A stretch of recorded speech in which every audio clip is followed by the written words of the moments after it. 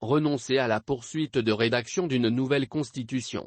C'est ce que suggère l'ADEMA Passejo, président de la transition, le colonel Assimi Goïta, en l'absence d'un dialogue politique inclusif devant aboutir à un large consensus autour du projet.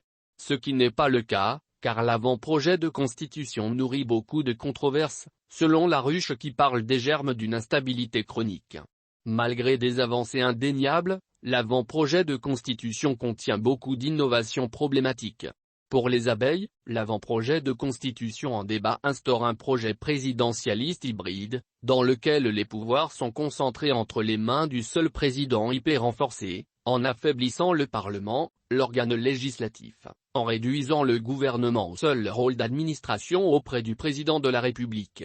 Au regard du contexte actuel, des interrogations majeures soulevées par cet avant-projet de nouvelle constitution, de risque de tension, voire de division profonde des Maliens, le Parti des abeilles recommande la mise en place d'un cadre de dialogue politique élargi intégrant toutes les contributions positives.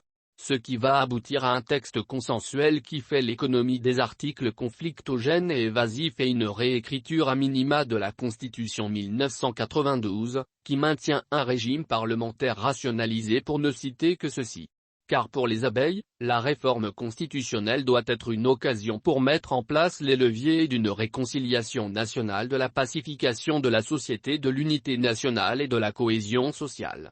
Elle doit par essence échapper aux contingences personnelles ou circonstancielles et éviter toute disposition pouvant prêter à controverse, en vue d'assurer une adhésion populaire dans un contexte de transition. Cet impératif aidera à la paix et à la stabilité durable, souligne le Passejo.